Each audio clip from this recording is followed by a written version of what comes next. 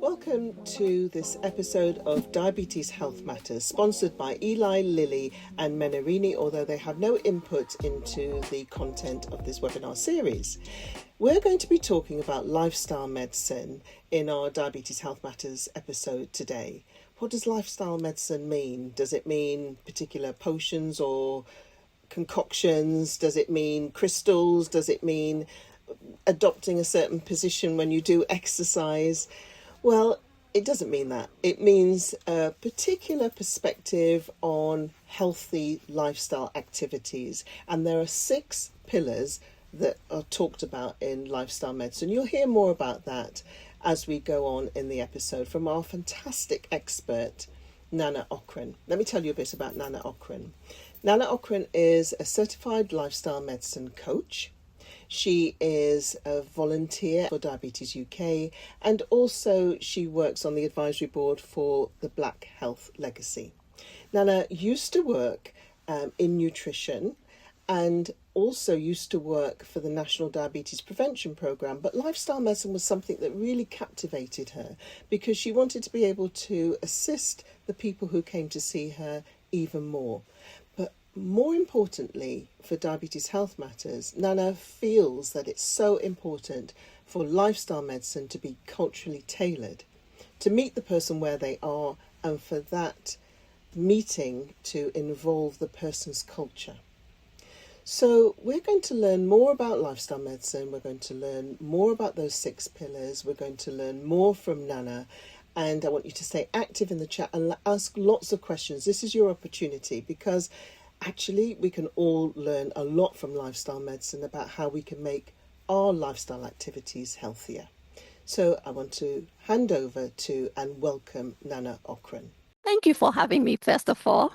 It's great to be back on your show. You're most welcome.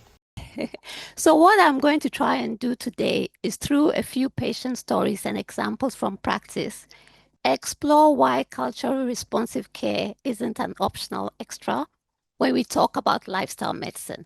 And then on my next slide, I'll go into a little bit more detail about what actually lifestyle medicine is for anyone who's not familiar with the term. Lifestyle medicine is an evidence-based approach that works alongside traditional medical care. It focuses on preventing, managing, and sometimes even reversing long-term conditions. You've got here that there are 6 pillars of health. So what are those 6 pillars?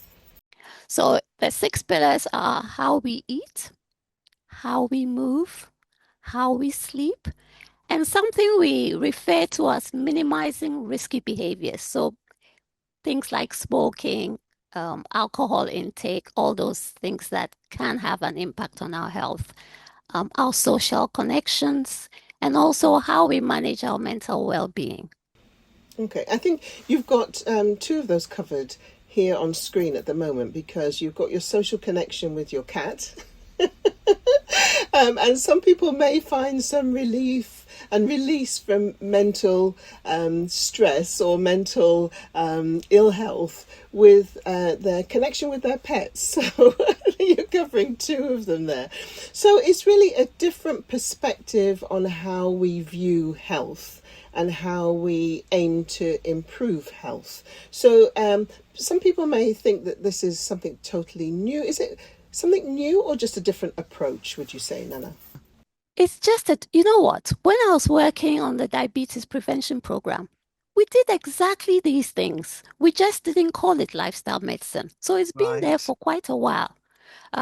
It's becoming a bit more understood, and a lot more people are thinking about how they can incorporate it into their practices. Yes, and I think also, as you said at the beginning, it's evidence-based, so there's more studies about it and what outcomes it can produce as well, and also the fact that it is vitally important for both preventing, treating, sometimes reversing these non-communicable or chronic diseases, such as diabetes, of course. Exactly. So thank you for explaining what it is. And within your practice, how did it come into your as a healthcare professional, your practice, what was it that drew you to it? Because you said that you used to work on the on the diabetes prevention program. What really drew you to lifestyle medicine as a speciality? So in our practice where I currently work, in North Lewisham PCN, it was introduced by a lovely, lovely GP called Dr. Camille Hirons. She actually employed me in my current role. And her vision is that one day every GP practice in the UK should be able to offer this kind of support to their patients. And at the rate that she's going, I'm sure she'll achieve that goal. So I understand that you have said it's about nutrition, so it's about what we're eating, it's about how we're moving, it's about our sleep, it's about things like our mental health, it's about avoiding the risky behaviours. So in that respect, how is it different? What is different about so-called lifestyle medicine to what we as healthcare professionals should be doing anyway? So I'm sure everyone on this call will agree with me that most long-term conditions are shaped outside the clinic. So it's about how we socialize, what we eat, as you said, how we move, our past experiences, our environment, all those other things are what really contributes to how we live our lives. And when you think about traditional medicine, it doesn't really cover all those aspects of lifestyle. And that's where lifestyle medicine bridges the gap. Um, Obviously, medicine is still important, but it doesn't address all the other factors that influence our lives. Nana, can I ask you, because I think you'll illustrate this through case studies and that will bring it to life. But can I ask you, I mean, as in primary care, so people would know this as their general practitioner in GP surgeries, we would expect that we would cover some of these things whenever we see somebody with one of these long-term conditions, such as diabetes. Is it time that prevents us doing this to the degree that we ought to? What would you say is the reason why this needs to be a whole new speciality? Exactly. You've said it. A normal GP appointment is maybe 10, 15 minutes. By the time you've said hello and introduced yourself, 5 minutes is gone. When are you going to ask this patient about their housing situation, about their financial constraints, about their stress? There just isn't the time. So my consultations are actually 1 hour long. So it gives me that freedom to really explore the patient's lived experience.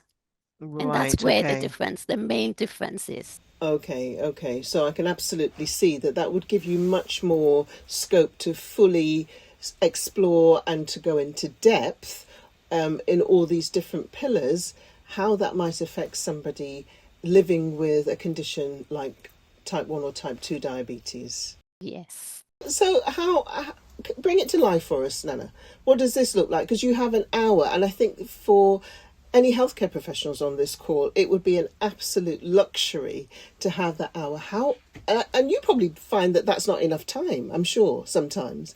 Bring it to life for us. Talk us through a case study, perhaps. Okay. So I'll first start by talking about how our environment shapes our behavior without us even realizing. And then I'll move on to talk about a couple of case studies. Fantastic. Yeah. I chose Accra because for the first 32 years of my life, I lived in Accra. So I feel more comfortable talking about what happens in Accra. So if you think about how we move in Accra, most people are driven, if you're lucky, or drive everywhere. Not because they want to, but because it's not safe to walk. There are no sidewalks and it can be quite hot and dusty. So it's not really pleasant to walk. And think about in London, because of the way the infrastructure is constructed, it becomes so much easier. I think this is a photograph of probably Oxford Street or somewhere similar. You can walk down Oxford Street and back do about 7,000 steps without even feeling it. So you don't really feel like you are exercising, but you've done a lot of walking. And yeah, so it's quite different. And when we think about how we eat, it's also very different. Here, I think Ghana is winning because we tend to cook from scratch, um, compared to here, where we tend to eat a bit more of the processed stuff, not because we want to, but because of the busy lifestyles we have, it becomes a bit more convenient. Um, I must admit, though, the last time I went to Ghana, I'm seeing a lot more of that kind of stuff in the supermarkets, and I'm hoping that we don't become that country that now only eats processed foods. Socializing is also quite different. In Ghana, the social environment is built into the community. So you'll find that my friends tell me, oh, I went to 3 events this week. 2 of them would be funerals and one would be a barbecue. And Yes, yes. yeah, so it's not even about going to those things, but it's about meeting up with friends, supporting them in their troubles and that kind of stuff. Whilst here, it's more individualized. And we tend to hear a lot about older adults, especially who are lonely and live in isolation. So it's a completely different environment that creates these kind of ways of doing things. That's what I'm trying to say. So the environment can be a help to these Yes. healthy behaviors, or it can be a hindrance to these healthy behaviors. So I remember one time I'd been to a particular part of the States, and as you've said, in Accra, there were no sidewalks in this place. You literally could not walk from one place to another across the road because there was literally no sidewalks. And also, in terms of the sequencing of things like traffic lights, it didn't even have a pedestrian element to it. So the environment can assist you with lifestyle medicine, or sometimes it makes it more difficult to actually achieve it. Is that the case? That Because is the case. I'm assuming it's not down to the individual, you're saying, it's more about the environment. Exactly. And when we start to recognize this, we move away from blame and towards understanding. So, in terms of the socialization, you said that that's just like almost so easy when you're in Accra or in Ghana, but it's more difficult to achieve if you're in London, perhaps. Perhaps that may Yes, be the case. generally, yes. Okay. And I suppose it's recognizing when you need to assist the environment to assist you and when it just happens very almost like naturally. Yes. Okay. All right. Yes. So I'm not So, saying that because of that you shouldn't be able to do things you want to do, but it makes it a little bit harder. okay, okay. So, in terms of lifestyle medicine, what it looks like and what cultural tailoring of it looks like, bring that to life for us, Nana. I think as a certified lifestyle medicine coach, you have lots of examples, I'm sure, of where you've used this in a culturally tailored way. Yes. I I just want to highlight something here. I'm not saying traditional delivery is bad. It is evidence-based. The only problem is it assumes many things, including literacy, that people are all able to read and understand things easily. People have time and cultural sameness, forgetting that everybody's lived experience is very different. People have lots of things going on in their lives. So, for example, let's talk about a structured program. People are expected to be able to attend weekly programs at a specific time. What if you're doing 2 jobs? What if you're doing nights? Those are the sort of things that we don't take into account when we create these programs. Whilst lifestyle medicine is more about really focusing on the patient's lived experience and what is possible for them at that time. Well, I think that's a really important way to look at this new perspective of lifestyle medicine, that you have to meet the person where they are. So these 6 pillars aren't something that you can just put on a person living with a long-term condition and expect them to improve with that. You have to utilize it in a certain way still, and meet that person where they are currently, and also taking account of the environment that the person finds themselves in. Yes. Okay. And also their past experience. That also makes a big difference. Past experience in terms of people not spending that time with them or not asking them about these 6 pillars that we've described. In what way might their previous experience affect how they are now? I do, however, want to be honest about something here. I still make mistakes. Yesterday, we had this brilliant event in a community center in Deptford, and I was so excited about my activity that I had created. It was matching the salt content of a product to the product, basically. So I had cards with say, for example, 25 grams, and then they had to match that to the correct food item. And then one of the ladies said to me, Nana, I don't understand grams. What do you mean? And I thought, oh my gosh, she's right. Not everybody uses grams to measure. In fact, generally in the African traditional way of cooking, we don't measure. I then said, what we are meant to have officially is 6 grams of salt a day, and that is about a teaspoon. So if you look at it as a teaspoon, hopefully that helps. And then everything then kind of made sense. So yeah, I still get it wrong. I'm still learning. Well, I think the thing is, Nana, that all of us are still learning, and that's one of the reasons why we do the webinars, so that we will learn, and when we know better, we'll be able to do better.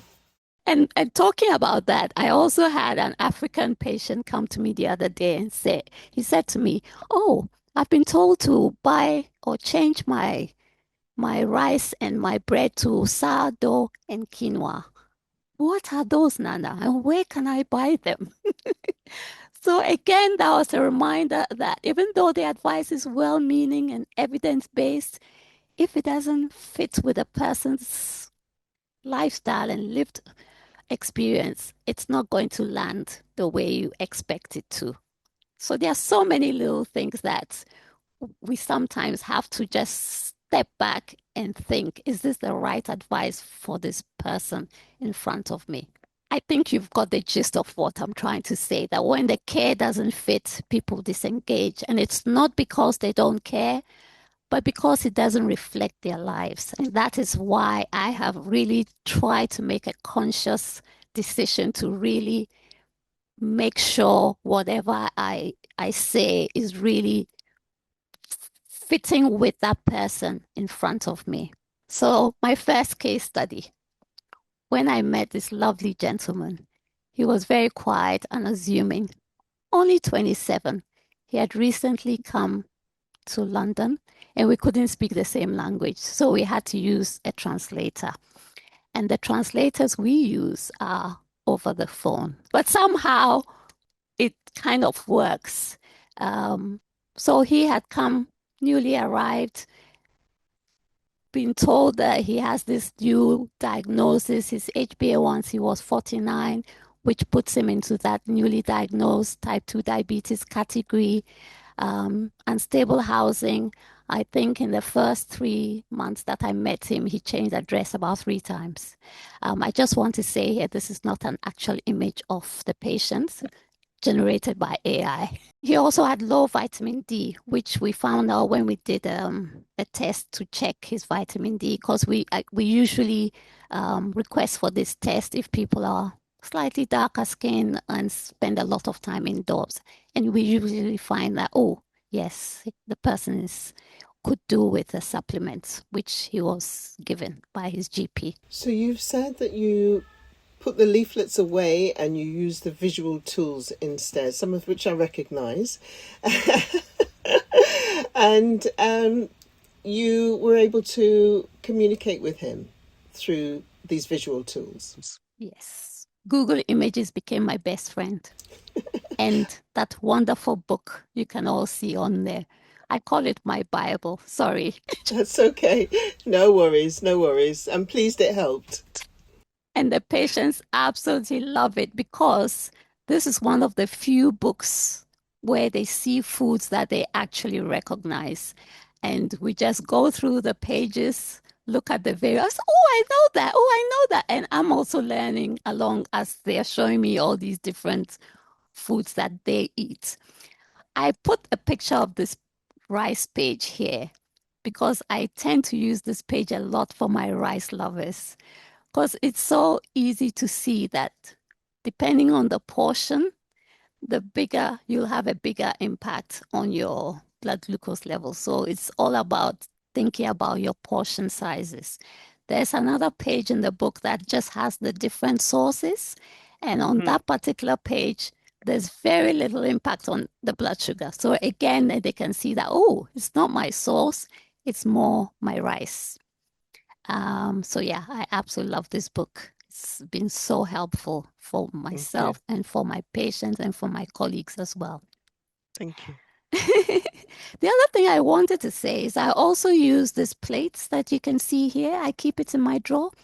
And the reason I use these plates in particular is because I have found that a lot of my African patients especially, we tend to eat a lot of sauces.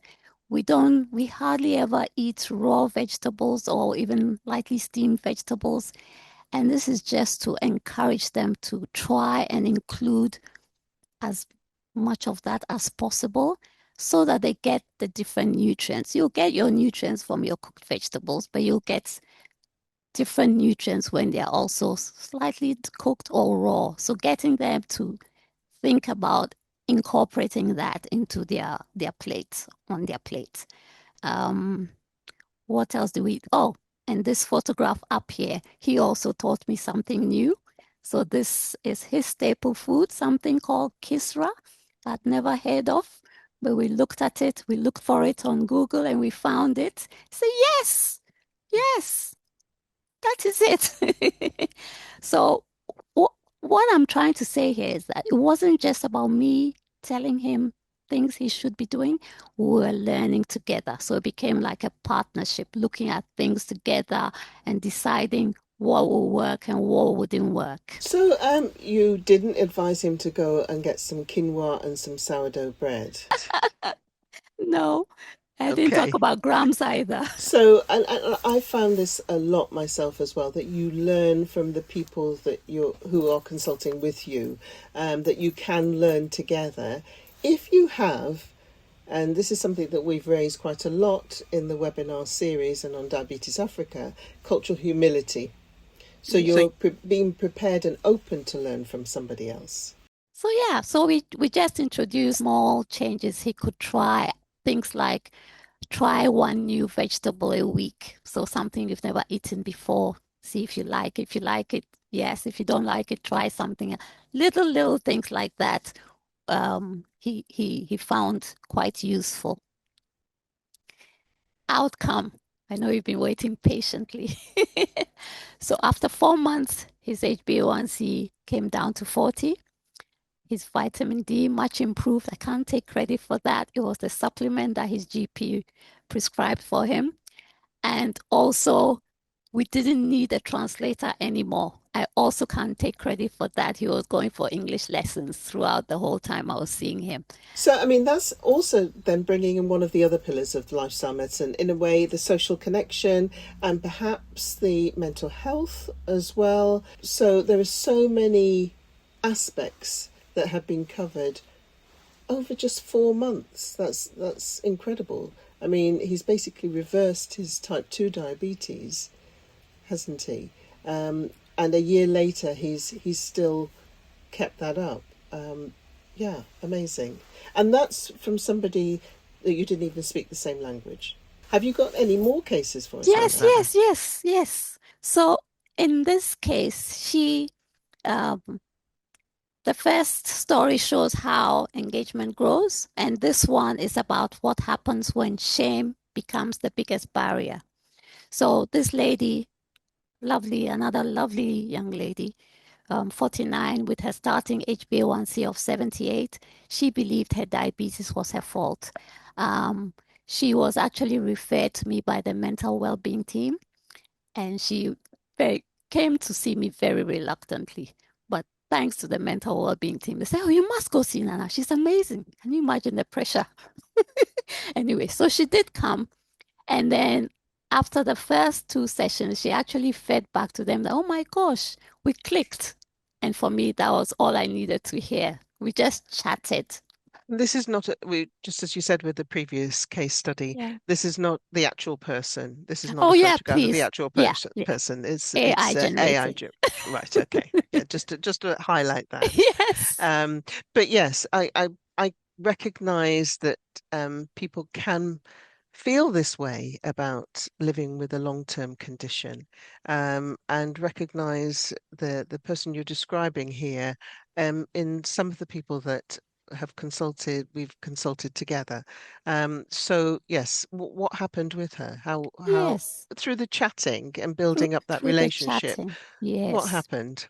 So we explored how diabetes is influenced by many factors, something you always tell us, including genetics, ethnicity, and life circumstances, which helped gently challenge the blame she had been carrying. So now she was beginning to feel, oh, it's not really my fault.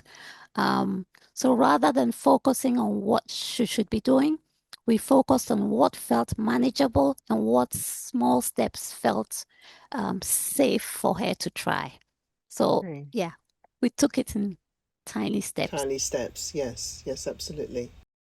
And we talked about how she could adapt her own foods that she was eating. This was one of her favorite things to eat. Aki, I'm sure you Ackee read. and saltfish, ackee and saltfish, the green banana and the dumplings there. Yeah, it looks delicious. Yes. So maybe say, okay, maybe you don't have the green banana and the dumplings at the same time, things like that. And she was so Or pleased. fewer. Or fewer. Yes. You're so pleased she could still eat the aki because she thought, I can't eat any of these things that I used to eat. So just little things like that.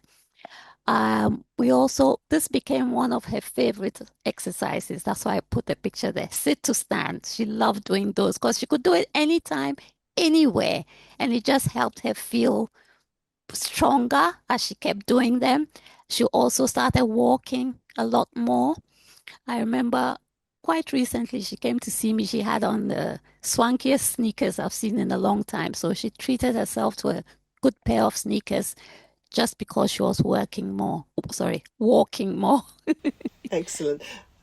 I love that you say you're sort of reframing things and reframing your mindset. So you're removing the shame and moving from "it's my fault" to "I have control." Exactly. So outcome, her HbA1c reduced by 10. Wow.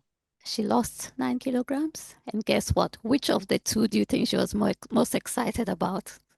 Probably the 9 kg, because that would have had an impact perhaps on clothes and things like that, whereas the 10 millimoles per mole is something that we would recognise from her blood tests. I'm sure that would have really made her feel good as well, but she probably really appreciated the 9 kilograms more. Yeah. As I've written on there, the bigger win was she stopped hiding. She stopped wearing those dark glasses. I finally saw her beautiful eyes. And she Amazing. began to feel back in control of her health. She became more open, more confident. She checked her glucose without fear. She moved more, as I said. She cooked differently.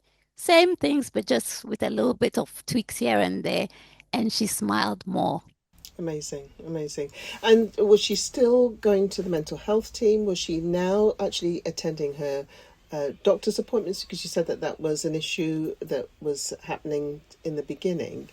I'm so glad you asked that because I wanted to mention that when it came to mental well-being, I tried what little I could do with just reframing her mindset, but then she was still seeing the mental well-being coaches who were helping her with her other issues. I mean, it's a complete reframing, and one of the things that's becoming apparent from both of these two cases is if somebody focuses on, you've told us about these 6 pillars of lifestyle, medicine, health, but if somebody focuses on one or two aspects, it can have a knock-on effect to the other without them even trying to address those.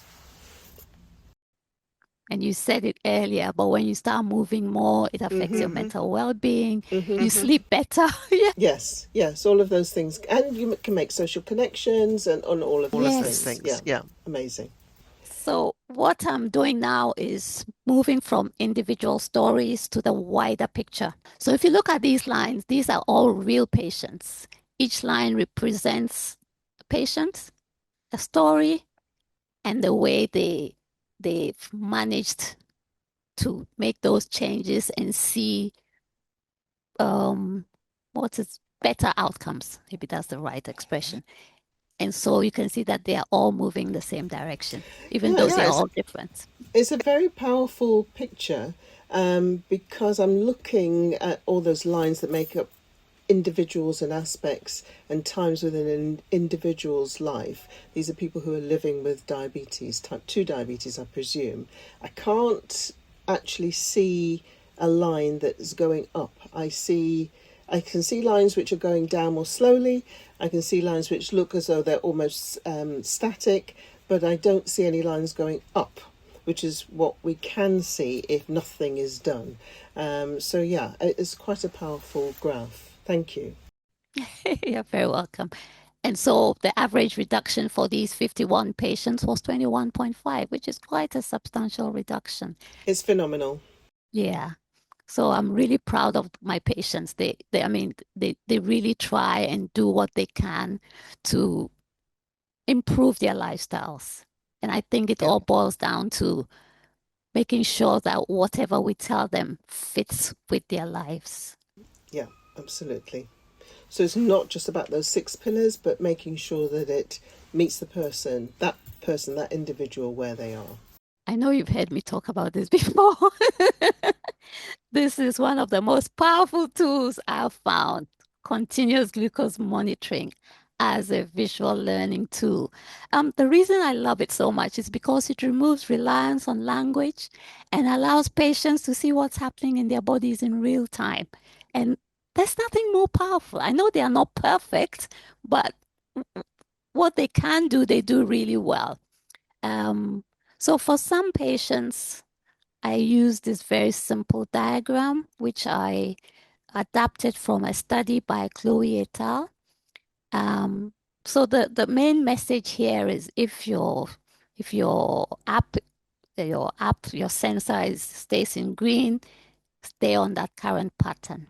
If it goes into the yellow, cut down on the amount or think about the balance. Also think about the timing. When did you have that meal? And it doesn't matter whether you think it's a healthy or not healthy meal.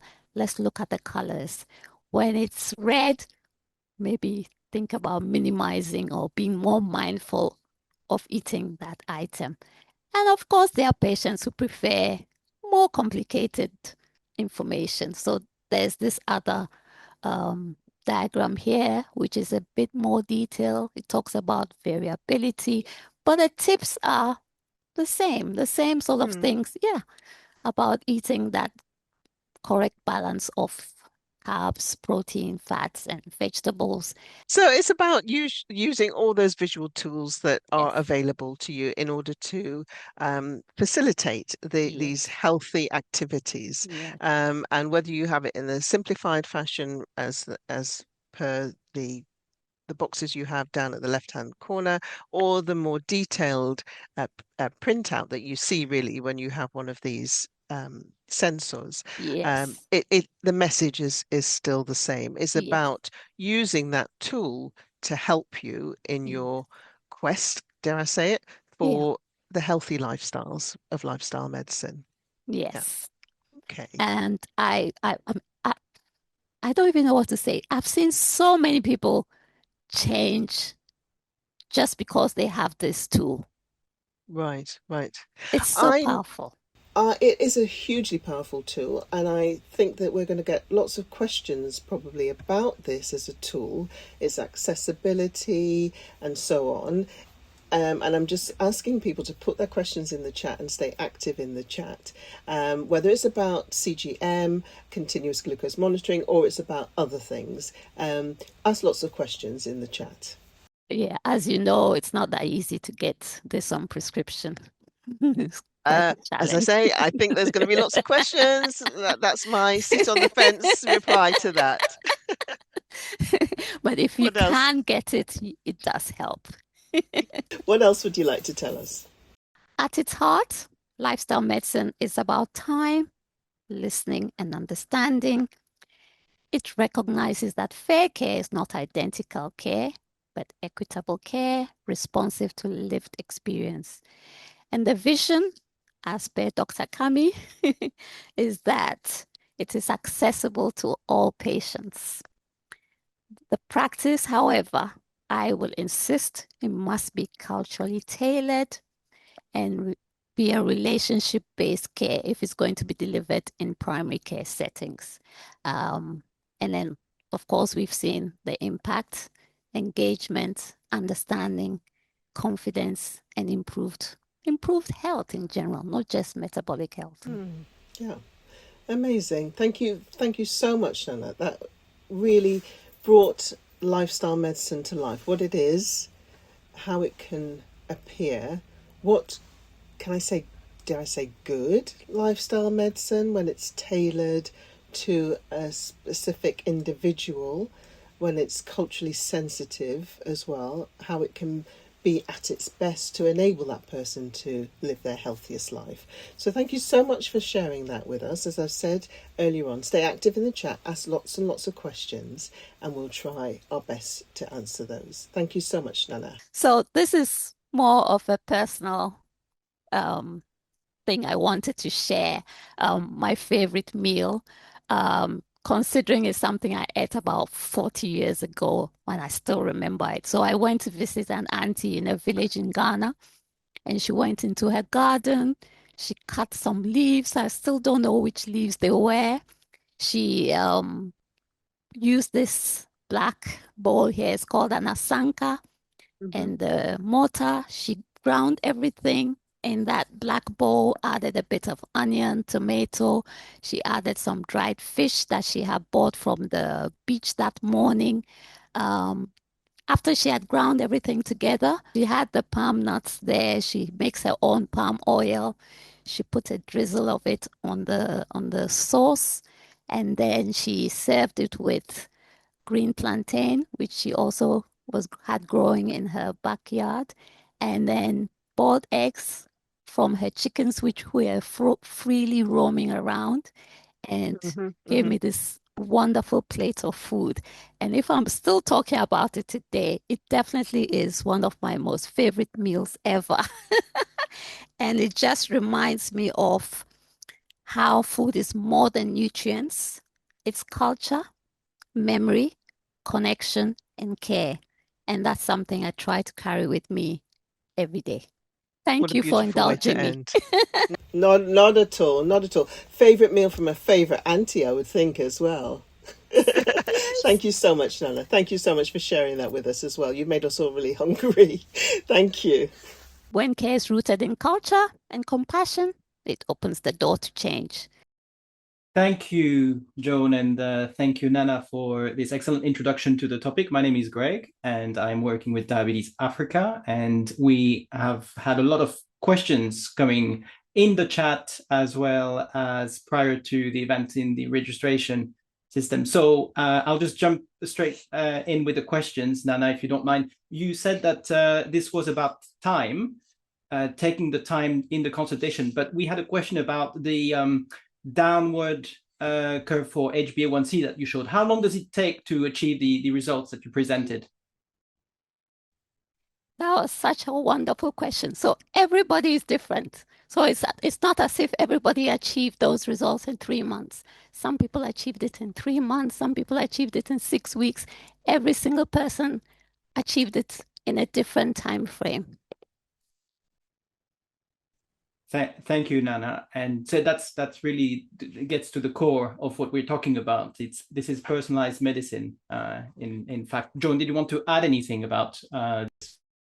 Well, the only thing I would add is that, I mean, I think it was a massively impactful graph, in that, as I said during the episode, that it showed that everybody's lines was going down. So their HbA1c was dropping at a different rate, albeit, but everybody's rate was HbA1c was dropping.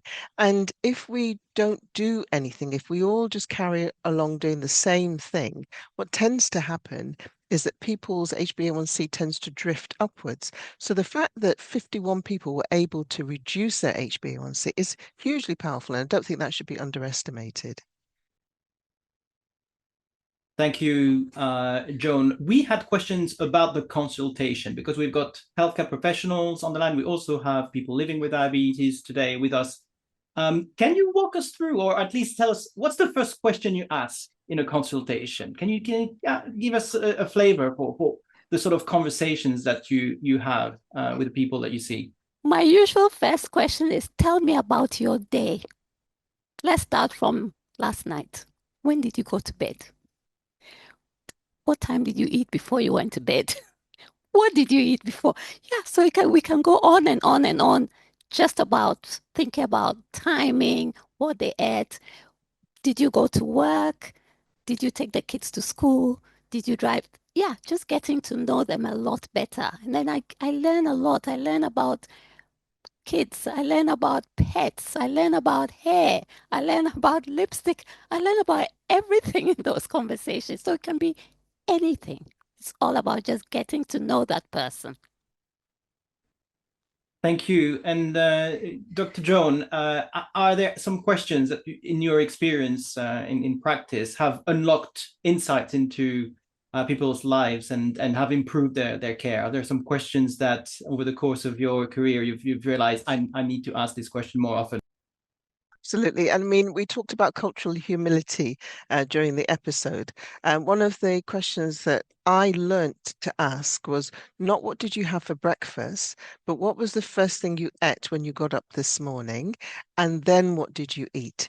Because some people may be having certain foods and they would not classify that as their breakfast. However, some of us might classify that as breakfast, but by asking the question in a different way, it was so illustrative of people's patterns, their culture, their work situation. As Nana said, you know, whether they are going to do things like the school run, or they might be working night shifts, and you can learn a lot from that. And you know, if you're talking about things like certain medications and timing of medications, and we're not talking about that, we're talking about lifestyle medicine, but it can be relevant because you may say to a person, you need to take this twice a day or something. But if somebody is working shifts, their waking hours may not be what you expect their working hours to be. So it's just always useful to ask an open question, as Nana said, tell me about your day. Yes, thank you. And do not assume as well, as much as possible. Nana, I see you nodding. I wanted to say another of my favorite questions, especially if they've just come back from holiday. They'll tell me about everything they did whilst they were away. I love that. Makes me miss home. Excellent point. Joan, you just touched on cultural humility, and we've had a few questions about how this works with African Caribbean cultures. Can you give us some examples, Nana, of how we can tailor this type of approach to people with a different background, people from Black African, African Caribbean backgrounds in terms of the food, but maybe also, you know, you were mentioning the social events. That there's quite an important element to that. Can you give us a bit more insights about a tailoring for that particular segment? So one of the questions I tend to ask quite a bit is, tell me about what you do to have fun. And then it can be quite a sad question when they have to really think. They can't remember the last time they did something fun because they've been so busy working or looking after kids or looking after somebody other than themselves. So it's a good way of trying to figure out what their social life is like. Was that what you wanted to know? Well, that's a good start. Joan, did you want to add to what Nana is saying? In terms of finding out how the person's life is. Yes, and also any particular aspects that are important. I mean, we talked about a bit about the food. Maybe we can go back to that aspect and see if there are other questions or other elements that need to be explored during the conversation. I think work.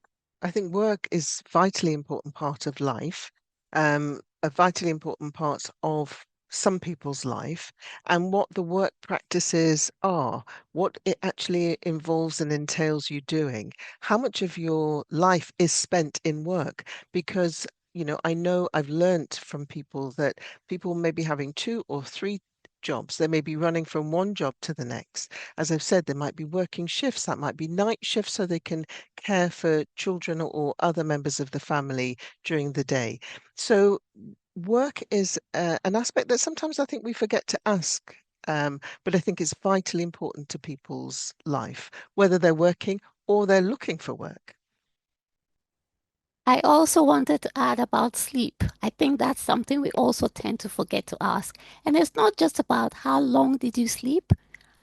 The quality of that sleep is what matters. When you woke up, how did you feel? During the day, how do you feel? Do you feel tired? So you could have had a shorter sleep, but if it was good quality, you will still function. So yeah, I always ask about sleep. Thank you, Nana. And in a previous episode, we had also the insight that you don't need a smart watch to know if you've slept well. If you're tired, you haven't slept well. Joan. Yeah, I mean, I personally don't want to be looking at my watch to find out if I've slept well. As you said, if I wake up in the morning and I'm not feeling refreshed, that's a good test for me. Right. We may go back to that topic, but we've got some questions, additional questions about food and some reactions. Sally said, "Our tropical foods, oh dear." Is it really an oh dear? And that's the sort of reaction I want to throw here in the discussion. And Priscilla, a physician from Germany, who's saying that she's having our patients having difficulties about what to eat. I suspect people who are from African Caribbean background. They say most of the foods are carbohydrates. Is that true? And how do you adapt to that then? Who wants to start? Both of you are noting. Joan, you've written a whole book about it, please.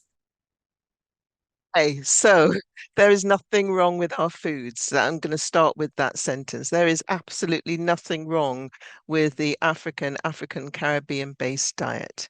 They are healthy foods. The issues can be where if somebody's living with a long-term condition like diabetes, we can have a carbohydrate focused diet, but we can adapt our traditional foods to make them healthier and to make living with that long-term condition of diabetes equally as healthy as any other diet. And, during the episode, we talked about the gentleman from the continent of Africa. And remember, it's a continent, not a country, who was advised to go and get quinoa and sourdough. It's not meeting him where he is. He didn't even know what those things are. Our traditional foods are healthy. Sometimes it's the quantity, sometimes it's the way it's prepared, but we can adapt that. And there's nothing wrong with our foods. Just wanted to make a comment because today one of my patients who had just given a sensor to, so she'd had it for 2 weeks. And when she came, she said, Nana, everything I've eaten was fine except biscuits. So she was eating a traditional African diet, but obviously She was quite savvy about portion sizes and so on. It was the biscuits that were giving her spikes. So she said, no more biscuit. I said, have a biscuit, but not all the time. Maybe one after your meal is fine. Thank you, Joan and Nana. And I have to add that we've had a few episodes now of Diabetes Health Matters specifically on food, and you can find them, food and drinks, by the way, food and drinks. And you can find them on our YouTube channel at youtube.com/@diabetesafrica. And all of the library of episodes of Diabetes Health Matters is there.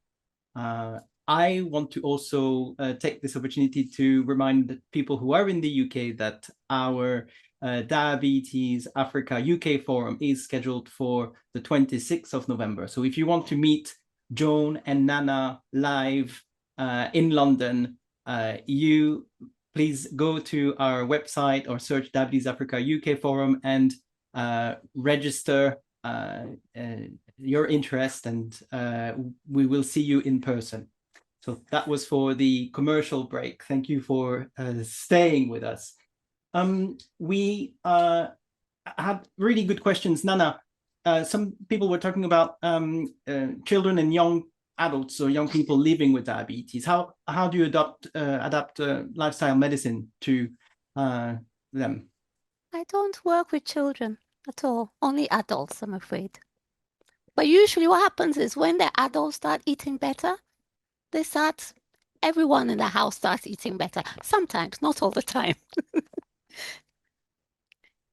That's a good point. Joan, did you want to comment on these questions we had? I think, yes, I can understand that it's vitally important that Nana only works with adults. However, I could see a opportunity whereby lifestyle medicine could be utilized for families. So, as you said, Nana, if one person within the family is eating better or living healthier, it can have a knock-on effect. So, I could certainly see how it could be incorporated as a family, not therapy, but family tool, to give a healthier lifestyle by speaking with the parents. To actually say something. Sorry. Please. Sometimes I have patients who come see me with their children. And for me, that's the best because the children encourage the parents to like, oh, mommy, we have to walk. Oh, mommy, we have to do this. I love it when that happens. So sometimes it works the opposite way. The children are encouraging the parents to do things a little bit better.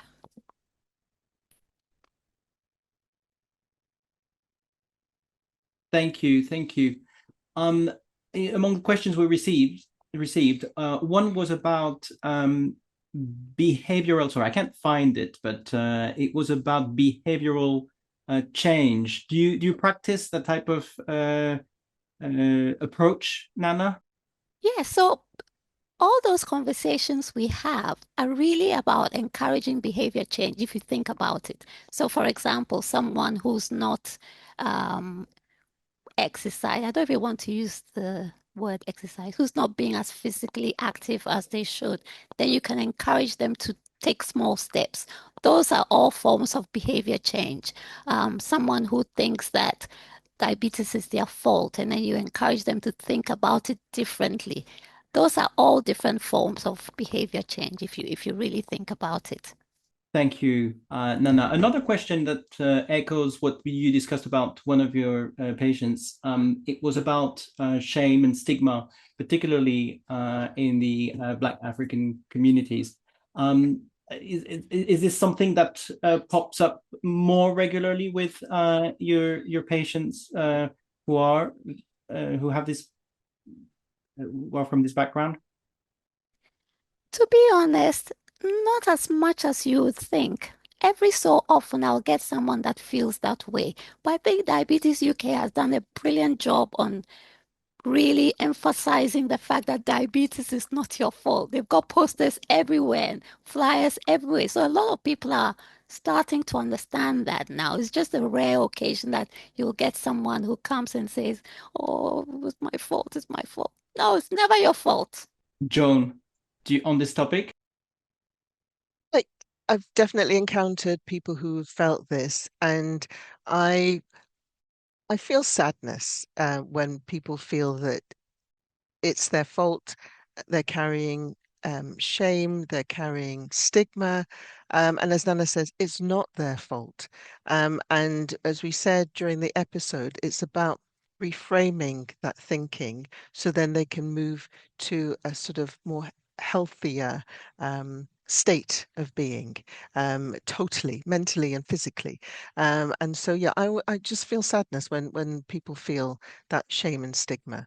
Yeah, but thankfully, there are things that we can do about it actively and proactively. We can do about it.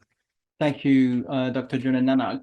A couple more questions. We're coming to the end of the episode. So if you do have a burning question that you haven't asked, please do so in the chat, and we will answer it before we finish.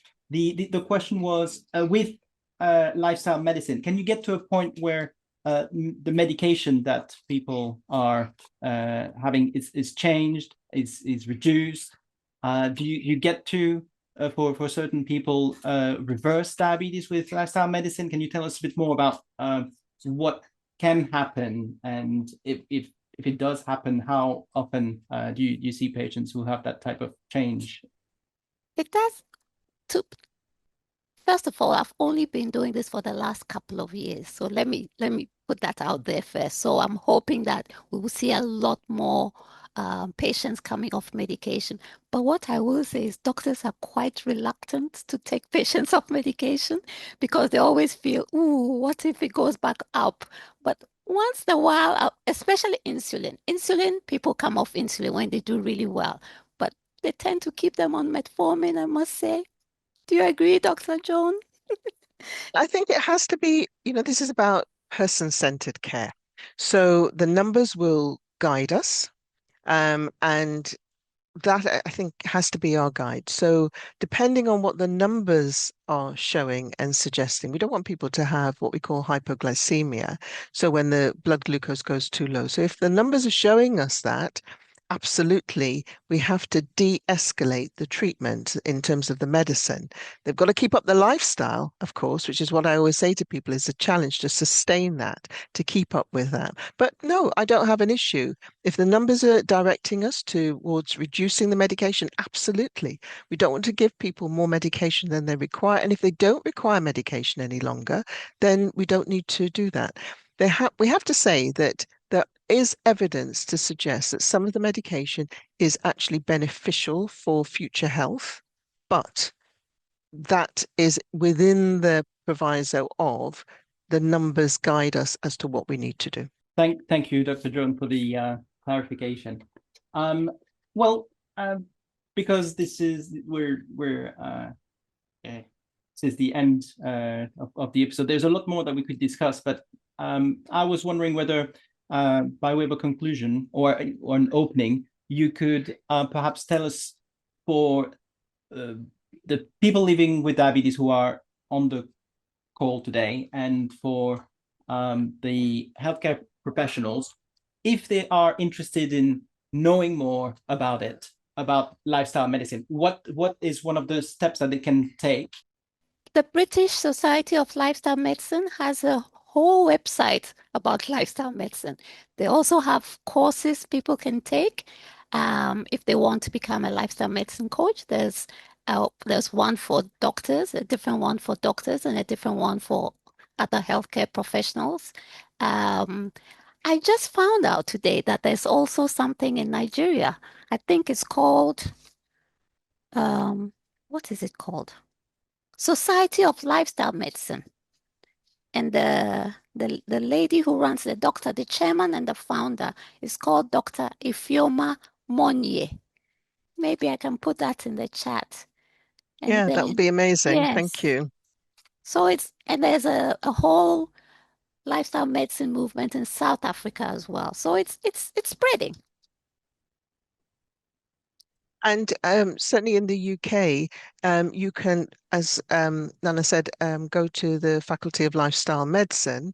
But also, I find now lifestyle medicine is sort of, can I say, creeping into conferences.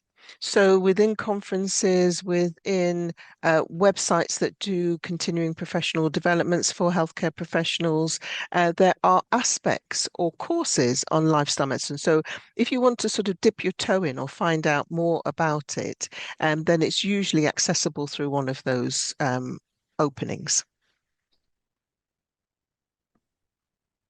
Thank you very much, Dr. Joan. Thank you, Nana, and thank you everyone in the room. Thank you for joining us this evening and joining the conversation on lifestyle medicine.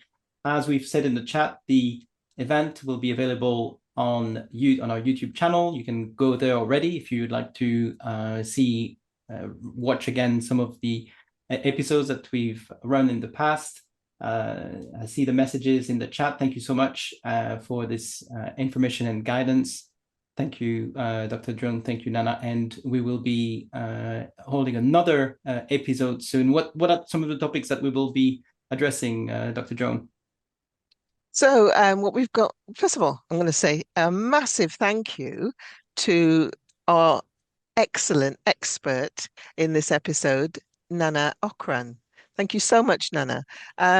You have a wonderful way of engaging with us, never mind your patients. And I'm sure that I should say the people who come to see you, people living with long-term conditions, feel that warmth, knowledge, and support from you. And that's why there was that phenomenal graph of those 51 people. So thank you, Nana, for sharing that information with us. So what have we got coming up? Actually, just to highlight, it's a bit weird that we're on a Tuesday, but for the next few episodes, we will be on a Tuesday. Throughout March, we will be talking about hormones, hormone health, and diabetes. And that's hormone health throughout your life's journey. There'll be 3 episodes with 2 phenomenal doctors joining us for those episodes. So I'm hoping to see you on the 10th of March, the 17th, and the 24th of March. Is that right, Greg? Thank you very much, Joan. Yes. We'll be So yes, sending the information to everyone as well. Yes. So keep your eyes peeled for that information. They are going to be really fantastic episodes. And I also have to thank the fantastic Diabetes Africa production team who produce this webinar series and do such a phenomenal job. So really, really, and everybody for staying active in the chat and for sharing, your wonderful experiences as well. And there's a real wealth of experience in the audience today. And thank you so much for that. Really appreciate it. Thank you so much for having me. I don't like being called an expert, but thank you so much for having me. It was such a pleasure and an honor. Thank you, Nana. You are an expert. I wanted to call you I wanted to call you Dr. Nana anyway. When my patients do that, I panic. Thank you, everyone. Thank you for joining us, and see you at the next episode. Bye. Bye.